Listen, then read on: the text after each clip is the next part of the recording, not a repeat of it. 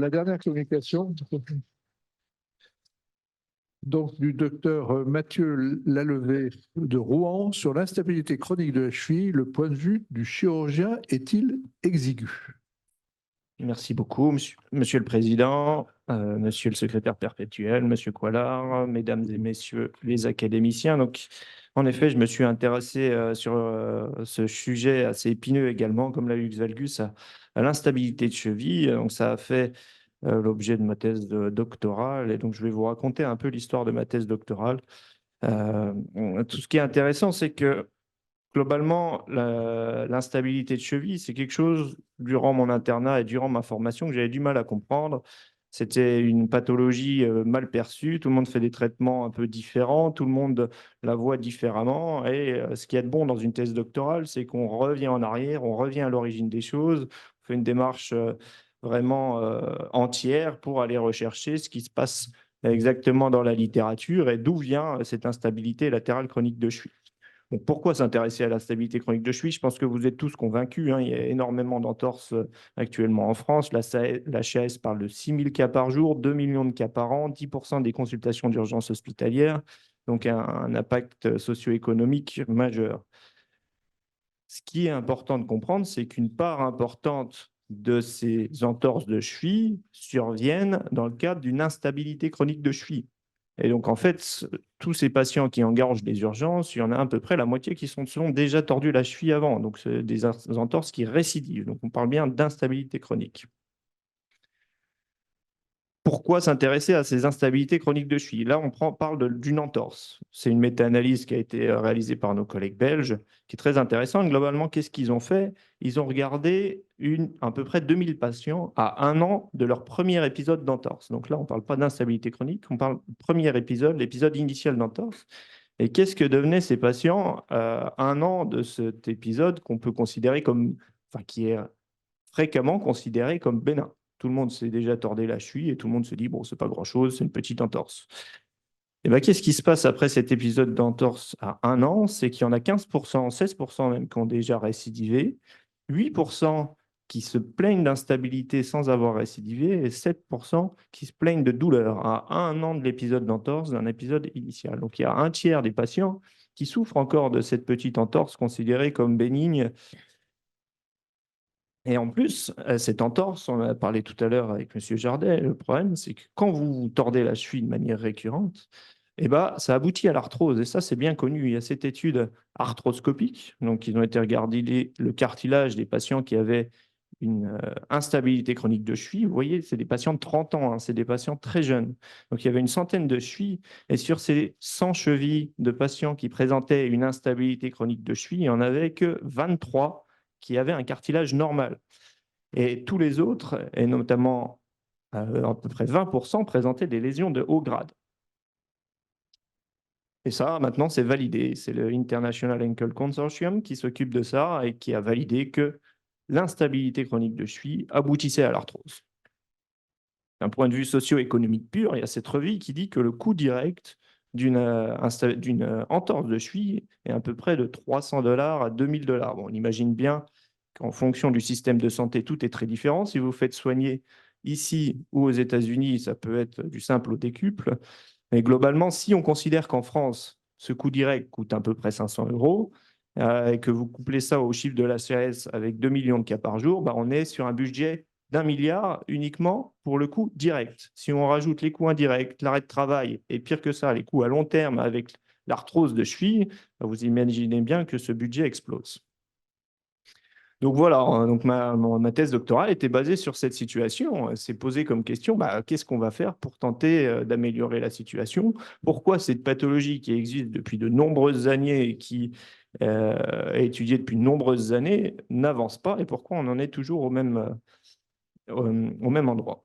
Donc globalement, on a fait une revue de la littérature qui a été publiée et dans cette revue de la littérature, on s'est aperçu dans un premier temps qu'il y avait une dichotomie, une division dans la littérature. Il y en a qui parlaient d'instabilité fonctionnelle et d'autres qui parlaient d'instabilité mécanique. L'instabilité fonctionnelle, c'est quoi? Ça, c'est la théorie de Freeman. C'est des travaux qui remontent de 1965. Freeman, il disait globalement que quand vous vous tordez la cheville, vous faites des lésions ligamentaires, que il y a une atteinte, il y a des fibres nerveuses et des récepteurs dans vos ligaments. Et donc, il n'y a pas uniquement la laxité, mais qu'il y a également toutes ces composantes, on va dire, nerveuses locales qui va créer éventuellement une instabilité. Et quand on regarde donc la littérature, là, c'est sur PubMed, bah, vous voyez que globalement, qu'est-ce qui se passe? Il y a les chirurgiens qui bossent sur l'instabilité qu'on appelle mécanique, donc globalement les ligaments, éventuellement le varus de l'arrière-pied. Et vous avez les kinés ou les médecins rééducateurs qui bossent sur le côté fonctionnel, le côté proprioception, le côté déficit de force musculaire, etc. Mais pourquoi, chez un patient qui vient vous consulter et qui se tord la cheville, c'est le même patient, hein, on va diviser en mécanique et fonctionnel. Il va de soi qu'on ne va pas traiter uniquement l'un ou l'autre, et il faut prendre les choses de manière globale. Et actuellement, le problème qu'on a, c'est qu'on n'a pas forcément les compétences pour prendre les choses de manière globale et que tout est très divisé. Une autre confusion qui est importante, je pense que M. Tourné serait d'accord avec moi, c'est laxité et instabilité. On parle d'instabilité de cheville et actuellement, on propose très facilement des ligamentoplasties.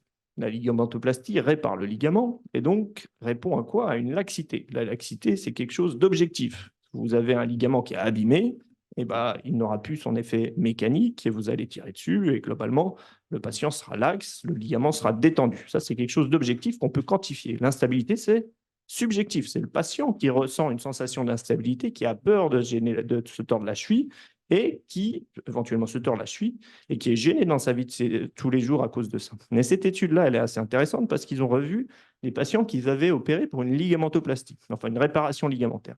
Donc, c'est des chirurgiens qui avaient fait des réparations ligamentaires et ils ont regardé les patients qui ont récidivé, donc qui ont refait des entorses malgré la réparation ligamentaire, et ceux qui n'avaient pas récidivé. Et ils sont aperçus que le fameux TAS, là, comme vous pouvez voir, le TAS, globalement, c'est l'inclinaison du plafond tibial que vous voyez là. Quand il était en varus de quelques degrés de plus, donc là, c'était 2-3 degrés de plus, et ben, ça augmentait le risque de récidive. Donc, ils ont fait une courbe de Rock, ils ont pris un cut-off à 86 degrés, et donc ces 2-3 degrés de plus multiplient par 15 le risque de récidive. Et ça, c'est important parce que globalement, ça veut dire que si l'algorithme actuel est entorse de cheville égale entorse de cheville récidivante, instabilité chronique de cheville égale ligamentoplastie, bah, vous avez une part importante des patients chez qui ça ne va pas marcher. Donc, c'est un algorithme qui ne marche pas. L'autre chose qu'on ne connaît pas bien et qu'on a dépisté dans la littérature, c'est pourquoi certains patients se tordent la cheville et après retournent à une vie normale. Les anglo-saxons appellent ça des copers. Donc, globalement, ils se tordent la cheville, ils sont traités, et puis après, tout se passe bien, il n'y a pas de problème. Alors que d'autres se tordent la cheville, même s'ils ont 40, 50 ans, et après deviennent instables, alors qu'ils ont vécu 30 ans de leur vie sans instabilité de cheville. Ça, c'est quelque chose qu'on a quand même du mal à percevoir également.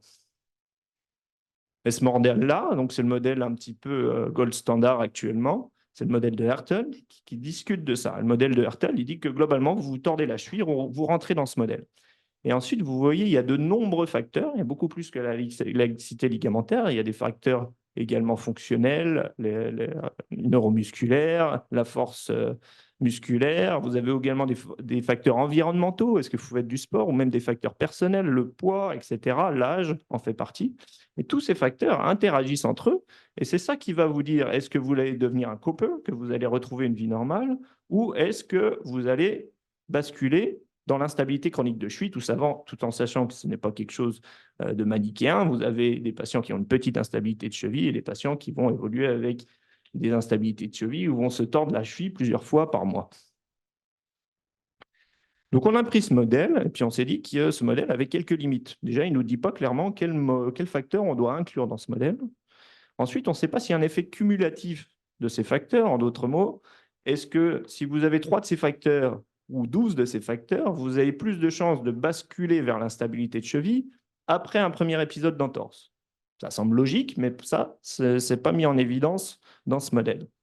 Ensuite, on ne sait pas si ces facteurs sont corrigeables ou modifiables. Par exemple, l'âge n'est pas corrigeable. Si vous avez un varus de l'arrière-pied, vous pouvez mettre une orthèse plantaire en valgus pour le corriger.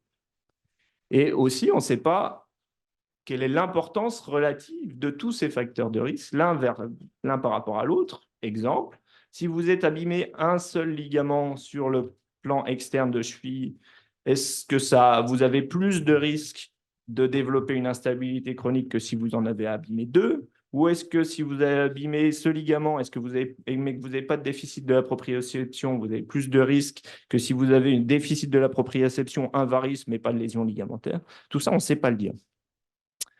Donc, pour répondre à ces limites, on a décidé, dans un premier temps, de faire une revue systématique. La revue systématique avait pour but de collecter les facteurs de risque. Donc, globalement, essayer de nourrir ce modèle et de dire, bah voilà, ce qu'il faut screener chez un patient, les facteurs de risque actuellement existants, c'est ça, ça, ça, ça.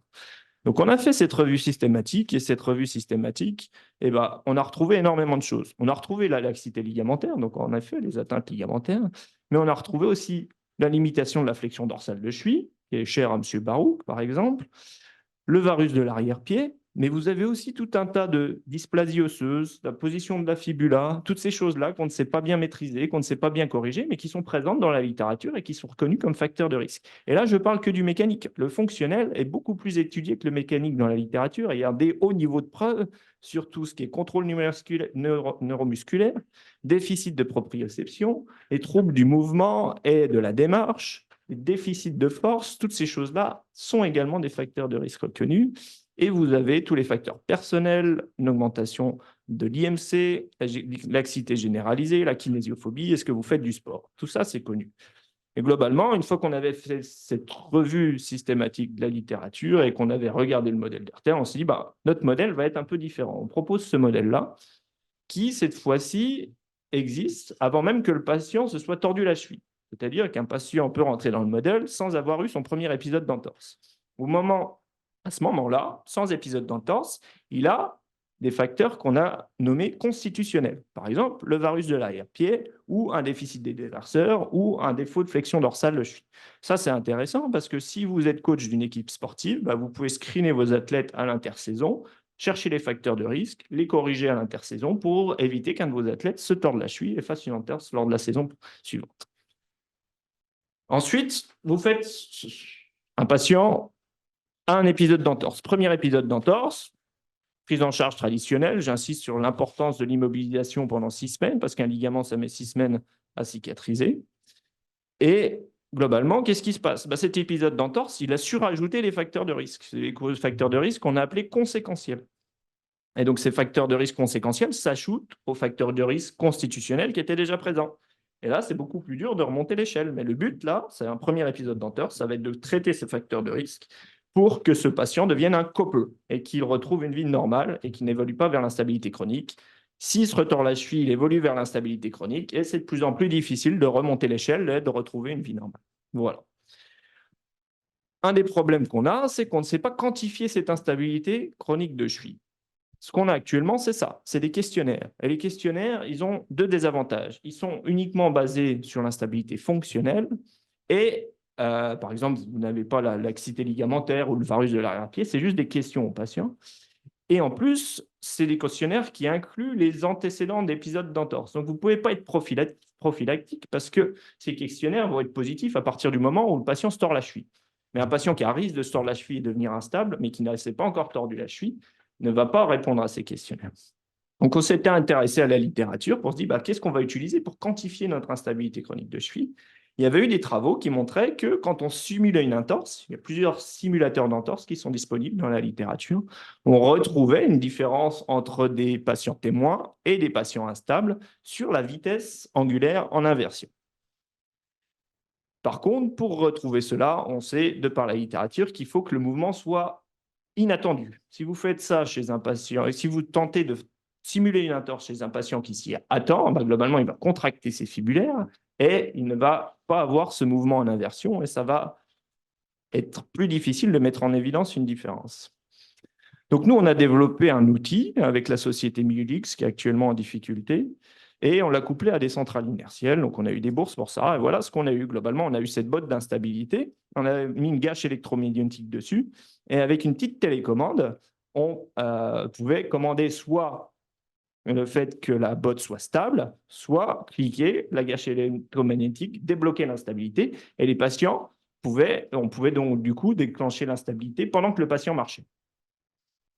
Donc, on a fait cette étude aux États-Unis dans le laboratoire de Jason Wilken, que je remercie, et donc, qui disposait d'un système Caron. Voilà ce qui se passait, c'est que globalement, le patient marchait en réalité virtuelle avec un harnais de sécurité, parce qu'on n'est pas non plus On a fait attention et on tordait la cheville du patient à un moment tout en enregistrant les mouvements.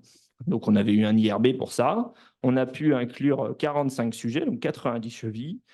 Et donc, on avait voilà, 2 groupes. À noter qu'il y avait 6 chevilles, il y avait 6 patients qui présentaient des épisodes de dérobement qui n'avaient jamais fait d'entorse ou qui se sentaient instables. Qu'est-ce qu'on fait de ces 6 patients? On les classe dans quoi? Ils ne se sont jamais tordus la cheville, mais ils ont une sensation d'instabilité. On n'en parle pas de cela. Donc voilà, on avait des groupes. Bah, évidemment, il y avait plus d'entorses dans le groupe instable.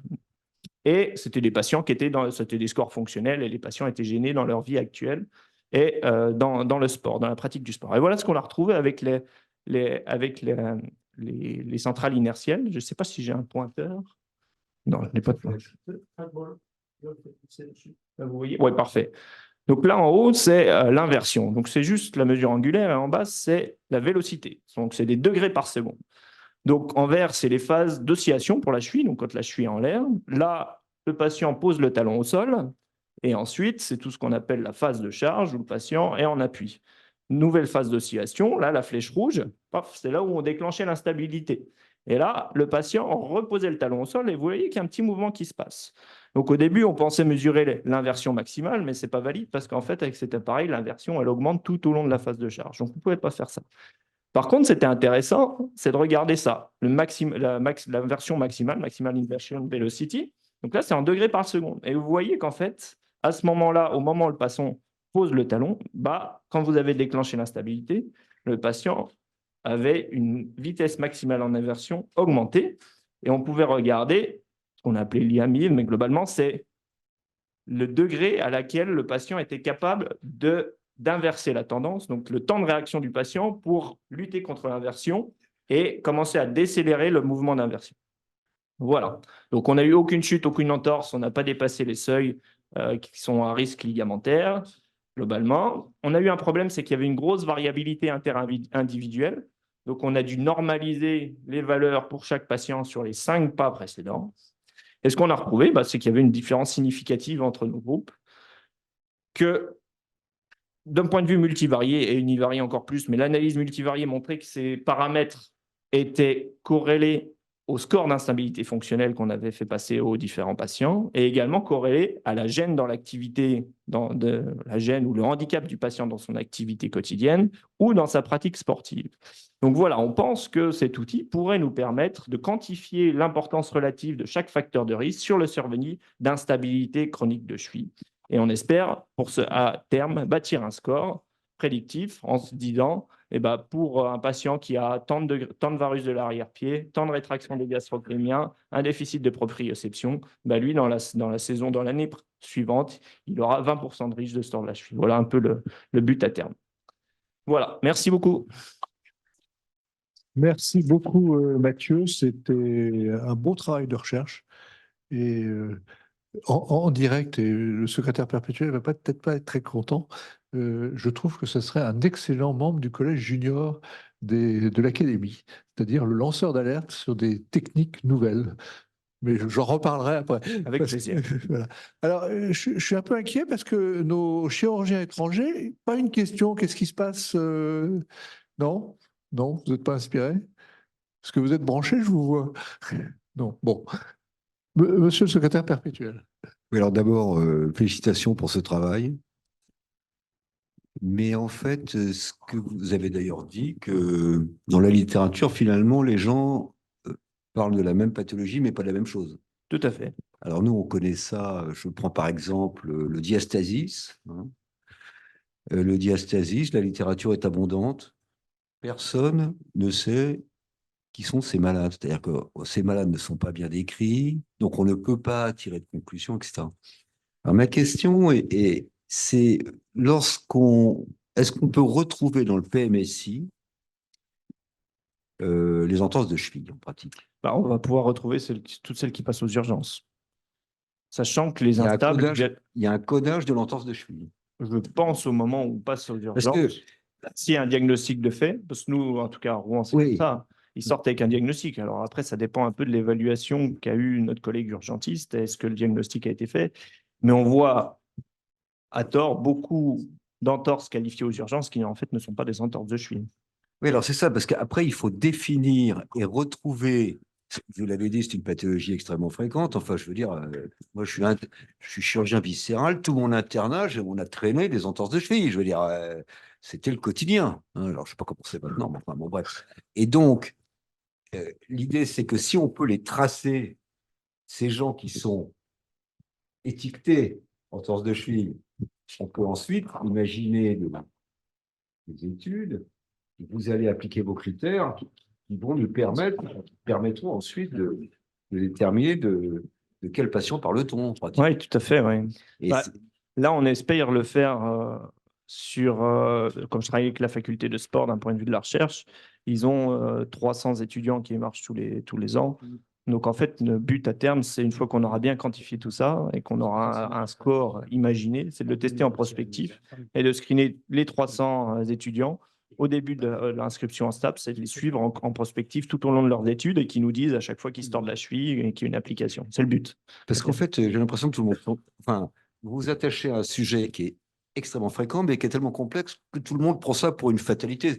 C'est un peu comme les accidents de la circulation dans les années 70 en France, quoi. On mourait dans les voitures, bon, ça arrive assez, voilà. C'est le problème, mais ça a un coût énorme et les patients qui ont négligé souvent le payent le fort prix et payent le fort prix parce qu'ils ont une arthrose de cheville avec une instabilité ligamentaire et ce qui aboutit souvent à des arthrodèses.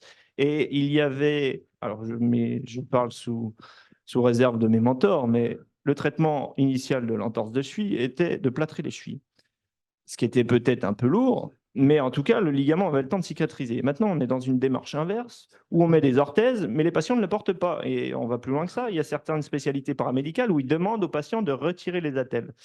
Et je ne sais pas si c'est vrai, mais la sensation que j'ai quand je consulte, c'est qu'on voit quand même beaucoup d'arthroses qui partent en varus, donc sont consécutives d'instabilité de cheville. Est-ce qu'il n'y a pas une surincidence d'arthrose du fait de ces pratiques qui sont mauvaises déjà sur le traitement de l'entorse initiale? Docteur Tourné. Oui, alors je crois que ton travail est intéressant. On avait déjà en 2010, à la suite du symposium de la SOFCOT, publié là-dessus sur justement le bilan pré-thérapeutique. Et c'est vrai que tout ne doit pas s'arrêter au ligament. Et tous les autres éléments comptent. Après, tout n'est pas mesurable, mais peut-être que le scanner en charge permettra de le faire. Ouais. Par exemple, les rayons de courbure du talus. Ça, c'est un élément qu'on avait évoqué dans ce truc et qui aujourd'hui prennent toute leur place, notamment dans les prothèses de cheville, par exemple. Donc ça, c'est un premier élément. Le deuxième élément, pour en revenir à ce que vous disiez, je crois que tout vient de l'évaluation. L'évaluation aujourd'hui, elle est mal faite. Elle est encore mal faite. Et aujourd'hui, si on fait une bonne évaluation, c'est-à-dire si une entorse de cheville qui passait aux urgences est systématiquement revue quelques jours après, elle bénéficiera probablement d'une échographie qui va évaluer le degré de lésion des ligaments et évaluer aussi les autres facteurs associés. Et à ce moment-là, la prise en charge thérapeutique de cette entorse initiale sera bien faite. C'est-à-dire qu'il faut une immobilisation peut-être de 3 semaines, peut-être pas de 6, mais au moins de 3 semaines, quand il y a des lésions graves authentifiées à l'échographie, mettre une attelle ou un strapping quand il n'y a pas de lésions graves. Mais effectivement, l'erreur aujourd'hui, c'est que toutes les entorses sont considérées par-dessus la jambe et qu'elles sont considérées comme toutes bénignes. Sauf qu'aujourd'hui, la première cause d'arthrose de cheville, c'est devenu l'instabilité, la laxité ligamentaire. C'est la première cause d'arthrose de cheville, bien avant les séquelles de fracture du pilon tibial ou autre. Donc voilà, la boucle est bouclée. Et à ce moment-là, il faut mieux faire son travail au tout début. Et ton outil sera important pour ça. Question du chirurgien du pied, le docteur Rosenbaum. J'ai fait ma mutation. Oui, J'ai une séance. J'ai bien aimé votre étude là, sur la marche, analyser la position des os, etc. Alors la question c'était, puisque si j'ai bien compris, il y avait une attitude chirurgicale et une attitude plutôt fonctionnelle, hein, donc.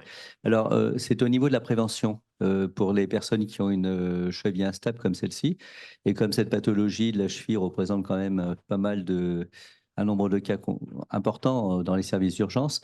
Est-ce que ça peut déboucher, par exemple, sur des attitudes préventives, en particulier chez les gens qui sont plus exposés, comme les sportifs ou autres? Clairement, et c'est le but de ce score qu'on veut bâtir. C'est déjà, là, on a la liste. La revue systématique nous a donné la liste des facteurs de risque.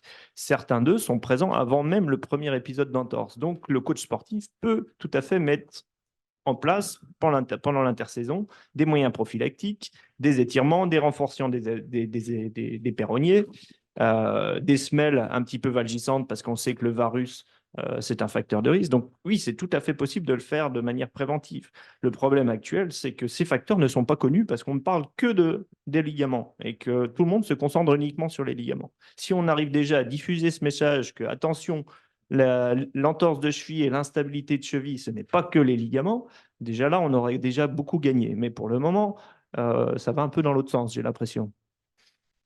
Professeur Morvan. Non? Je crois que tu avais... professeur Schoenberg. Attends, non, parce que sinon, personne t'entend. Allez, trancher. Je vous félicite beaucoup pour votre travail prospectif et qui est très, très, très important pour comprendre ce problème complexe. Le deuxième problème que Yves Tourné a précisé, comment doit-on traiter une entorse récente? Ma question est, sur les 6000 entorses par jour, combien bénéficient de ce traitement qui me paraît du diagnostic de mise en place? C'est là le vrai problème, à mon avis, et que si celui-ci n'est pas réglé, vos recherches très importantes, elles vont faire des progrès considérables, mais dans l'immédiat, c'est, Le traitement de l'entorse de cheville. je pense, Tout à fait. Oui. et on rebute à mettre un plâtre, une orthèse ou tout ça, un aircast qu'on voit sont généralement sur Et qui le n'est pas dos, porté. mais Tout pas à sur fait. la Oui. cheville, etc. Et le problème est là. Et donc, c'est là peut-être qu'il faut C'est de la prévention. travailler.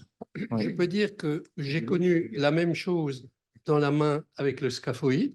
On a progressé, on a fait des trucs. Et finalement, le diagnostic n'est pas fait aujourd'hui dans un nombre pourcentage très important. Il On y a- est dans la même situation. Il y a le problème du diagnostic qui est mal fait et du traitement qui est mal fait Donc, derrière. je dirais qu'une entorse doit être traitée, elle ne peut être traitée ou reconnue que s'il a eu un traitement complet, c'est-à-dire ce que notre ami Tourné Moi, j'ai a tendance à précisé, dire 6 ce semaines. sera la moindre des choses et à ce moment-là, on peut traiter et peut-être on aura déjà une première amélioration et puis ensuite, avec les données nouvelles, je dirais que ce sera merveilleux.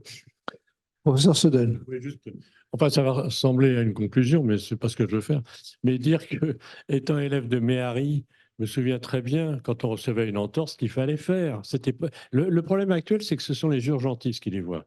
Et et encore, et voilà. Et quand est-ce qu'ils vont appeler et faire appel à l'orthopédiste qui normalement doit savoir que ça s'examine même bien avant l'échographie, la radio. Il y a la radio parce qu'il faut éliminer une fracture quand même, ça on l'oublie, mais il faut éliminer une fracture. Après, il faut l'examiner. C'est pas très compliqué de rechercher un tiroir, un valgus. Enfin bon. Et après, c'était des catégories où il n'y avait rien. Et c'était le strapping, où il y avait quelque chose d'inquiétant, c'était le plâtre, effectivement, pour 4 semaines, parce que bottes de marche, quand même, c'était bottes de marche, mais 4 semaines, ou éventuellement, mais c'était très, très rare, il y avait une indication chirurgicale, enfin, pratiquement jamais.